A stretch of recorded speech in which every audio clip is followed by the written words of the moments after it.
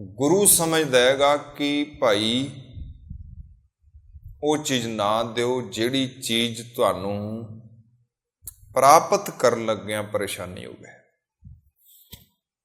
ਉਹ ਚੀਜ਼ ਦਿਓ ਜਿਹਨੂੰ ਵਾਪਸ ਲੈਂਦਿਆਂ ਤੁਹਾਨੂੰ ਬੜੀ ਖੁਸ਼ੀ ਹੋਵੇ, ਉਮੰਗ ਹੋਵੇ, ਚਾਅ ਹੋਵੇ।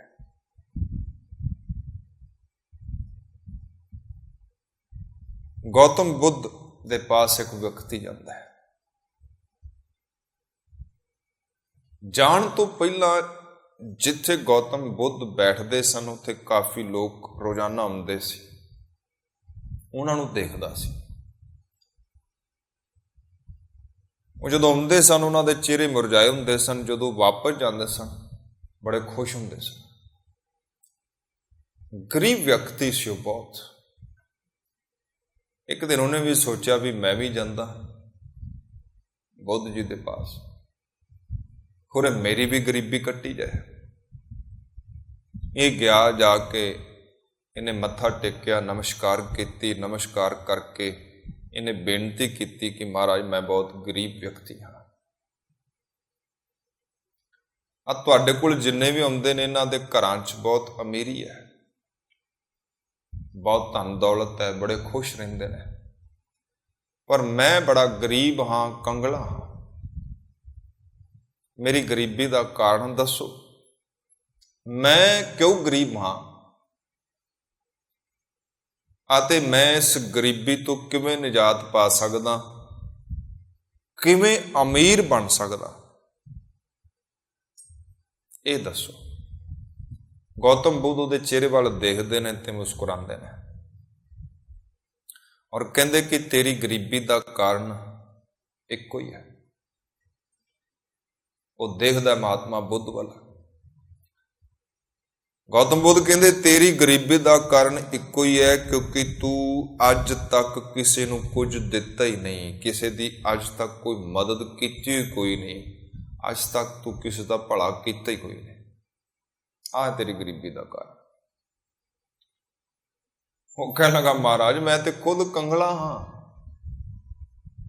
ਮੰਗ ਤੱਕ ਕੇ ਰੋਟੀ ਦਾ ਗੁਜ਼ਾਰਾ ਚਲਾਉਂਦਾ ਹਾਂ ਤੇ ਮੈਂ ਦਿਆਂ ਕਿਸੇ ਨੂੰ ਕੀ? ਜੇਕਰ ਮੇਰੇ ਕੋਲ 4 ਪੈਸੇ ਹੋਣ ਤੇ ਮੈਂ ਦਿਆਂ, ਮੈਂ कैसे दे सकता? मेरे को कुछ है ही नहीं देने ਨੂੰ। गौतम बुद्ध मुस्कुराए और मुस्कुरा के कहने लगे तू अज्ञानी में बेसमझ है, तेनू इस गल का ज्ञान ही नहीं कि तेनू रब ने बहुत कुछ दिता है वंडण वास्ते, बहुत कुछ दिता है वंडण वास्ते, तो उस चीज वाल नहीं देखता पिया। गौतम बुद्ध कहते कि तू आ तेरा मुस्कुराहट जिहड़ी है ये ते तेनू कितों खरीदनी नहीं पैनी, ये लिए ते कोई पैसा नहीं, तू थोड़ी वंडना शुरू कर दे। मुस्कुराहट दे नाल किसी नूं उमंग मिलेगी, किसी नूं जीवन की चाहना मिलेगी, किसी नूं तेरी मुस्कुराहट दे नाल जीवन का राह मिल सकता है। तेनू हथ दिते ने रब ने, इन्हां हत्थां दे नाल तू किसी की मदद कर सकदा है। तेनू रसना दिती है रब ने, इस रसना नाल 2 मिठे बोल सकदा है, किसी दे चंगे दी प्रशंसा कर सकदा है, किसी दे गुणां दी तारीफ कर सकदा है।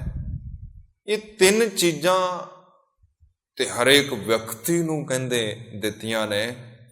तू अपने आप नूं कंगला समझदा है, गरीब समझदा है, तू गरीब नहीं है, तू निरता नहीं है, ये तेरे मन की सोच है।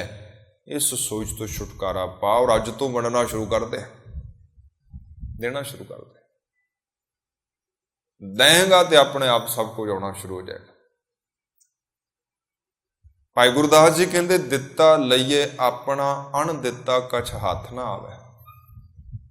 जो तुसी देना वो तुहाडे कोल आउणा है, जो तुसी देना नहीं आउणा भी कित्थों है। सतगुरु गुरु नानक महाराज जी कहते वंड छको, वंडो, वंडना शुरू कर दो। ਹਜ਼ਰਤ ਈਸਾ ਜੀ ਕਹਿੰਦੇ ਕਿ ਜੋ ਤੁਸੀਂ ਦਿੱਤਾ ਹੈ ਉਹ ਤੁਹਾਨੂੰ ਮਿਲ ਜਾਣਾ ਹੈ, ਜੋ ਤੁਸੀਂ ਦਿੱਤਾ ਨਹੀਂ ਉਹ ਤੁਹਾਨੂੰ ਮਿਲੇਗਾ ਨਹੀਂ। ਅਸਲ 'ਚ ਤੁਹਾਡਾ ਉਹੀ ਹੈ ਜੋ ਤੁਸੀਂ ਦੇ ਦਿੱਤਾ ਹੈ। ਕਹਿੰਦੇ ਜੈਸੇ ਤੁਸੀਂ ਰੇਤੇ ਨੂੰ ਆਪਣੀ ਮੁੱਠੀ 'ਚ, ਆਪਣੇ ਹੱਥ 'ਚ ਲੈਂਦੇ ਹੋ, ਜਿੰਨਾ ਤੁਸੀਂ ਹੱਥ ਕੁੱਟੋਗੇ, ਜਿੰਨਾ ਤੁਸੀਂ ਮੁੱਠੀ ਬੰਦ ਕਰੋਗੇ, ਓਨਾ ਰੇਤਾ ਤੁਹਾਡੇ ਹੱਥਾਂ 'ਚੋਂ ਖਿਸਕਦਾ ਜਾਣਾ ਹੈ। ਇਸੇ ਤਰ੍ਹਾਂ ਹੀ ਜਿੰਨੀ ਪਕੜ ਤੁਹਾਡੀ ਮਜ਼ਬੂਤ ਹੋਏਗੀ, ਓਨਾ ਤੁਹਾਡੇ ਹੱਥੋਂ ਸਭ ਕੁਝ ਖਿਸਕਦਾ ਜਾਣਾ ਹੈ। ਵੰਡੋ, ਜਿੰਨਾ ਵੰਡੋਗੇ ਓਨਾ ਮਿਲੇਗਾ। ਹੁਣ ਇਸ ਕਰਕੇ ਨਹੀਂ ਵੰਡਣਾ ਕਿ ਮਿਲੇਗਾ,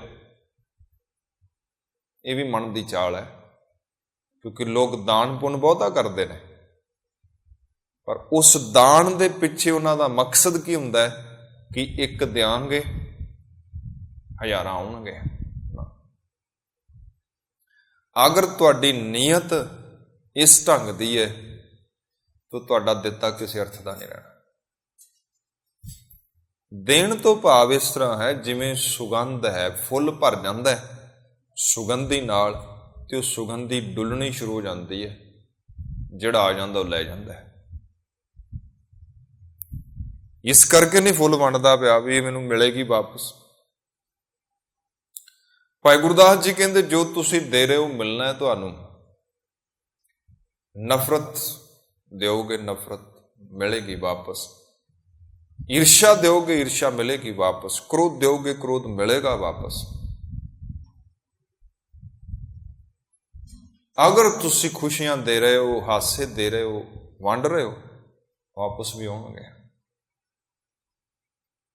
ਜਿਹੜੀ ਚੀਜ਼ ਤੁਸੀਂ ਵੰਡ ਦਿੱਤੀ, ਦੇ ਦਿੱਤੀ, ਵਾਪਸ ਆ ਜਾਣੀ ਹੈ। ਘੁੰਮ ਘੁਮਾ ਕੇ ਤੁਹਾਡੇ ਕੋਲ ਆਉਣੀ ਹੈ, ਕਿਤੇ ਹੋਰ ਨਹੀਂ ਜਾਣੀ,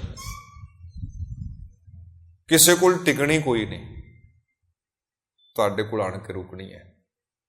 ਕਿਉਂਕਿ ਤੁਹਾਡੇ ਤੋਂ ਚੱਲੀ ਹੈ, ਘੁੰਮ ਘੁਮਾ ਕੇ ਧਰਤੀ ਗੋਲ ਹੈ, ਤੁਹਾਡੇ ਕੋਲ ਹੀ ਉਹਨੇ ਆ ਜਾਣਾ ਹੈ। ਇਸੇ ਕਰਕੇ ਮਹਾਰਾਜ ਕਹਿੰਦੇ ਮਨਮੁਖ ਦੁੱਖ ਕਾ ਖੇਤ ਹੈ। ਦੁੱਖ ਬੀਜੈ ਦੁੱਖ ਖਾਏ।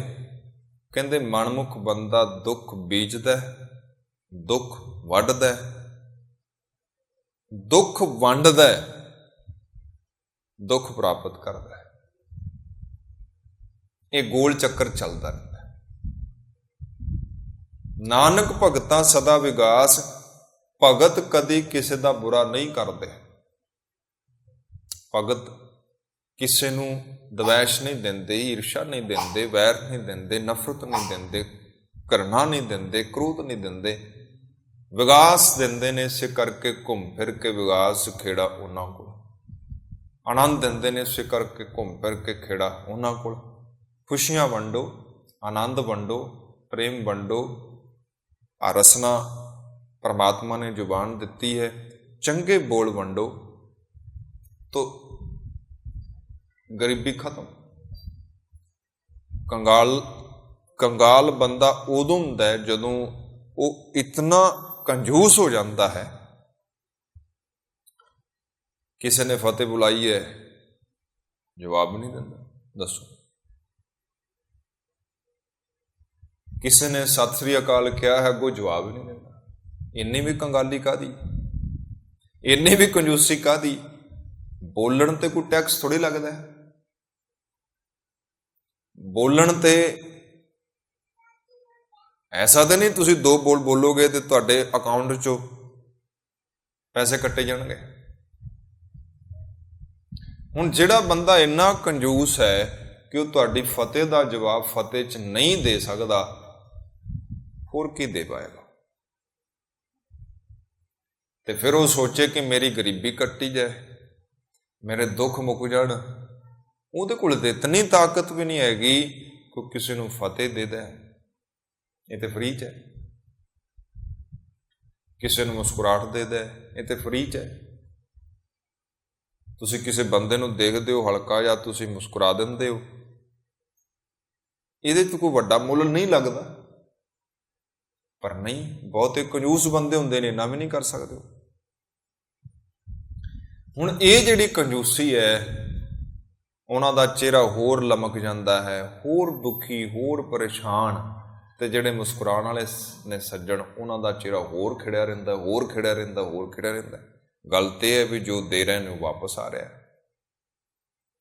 ਦਿੱਤਾ ਲਈਏ ਆਪਣਾ, ਅਣ ਦਿੱਤਾ ਕਛ ਹੱਥ ਨਾ ਆਵੇ। ਜੋ ਤੁਸੀਂ ਦਿੱਤਾ ਹੈ ਉਹ ਵਾਪਸ ਆਉਣਾ, ਤੁਹਾਡੇ ਕੋਲ ਆਉਣਾ ਹੈ। ਤੋ ਇਸ ਚੀਜ਼ ਨੂੰ ਧਿਆਨ 'ਚ ਰੱਖੋ, ਖਿਆਲ 'ਚ ਰੱਖੋ। ਚੀਜ਼ਾਂ ਉਹੀ ਦਿਓ ਜਿਹੜੀਆਂ ਚੀਜ਼ਾਂ ਤੁਹਾਨੂੰ ਵਾਪਸ ਤੁਹਾਡੇ ਕੋਲ ਆਉਣ ਤੇ ਤੁਹਾਨੂੰ ਤਕਲੀਫ ਨਾ ਹੋਵੇ। ਉਹੀ ਬੋਲ ਬੋਲੋ। ਜੇਕਰ ਉਹ ਬੋਲ ਘੁੰਮ ਫਿਰ ਕੇ ਤੁਹਾਡੇ ਕੋਲ ਆਉਣ ਤੇ ਤੁਹਾਡੇ ਕੰਨਾਂ ਨੂੰ ਕੁਰਖਤ ਨਾ ਲੱਗਣ, ਆਉਣੇ ਤੇ ਤੁਹਾਡੇ ਕੋਲ ਹੈ ਨੂੰ, ਜਿਹੜੇ ਬੋਲ ਤੁਸੀਂ ਦੇ ਦਿੱਤੇ ਨੇ ਆਉਣੇ ਤੁਹਾਡੇ ਕੋਲ ਹੀ ਨੇ।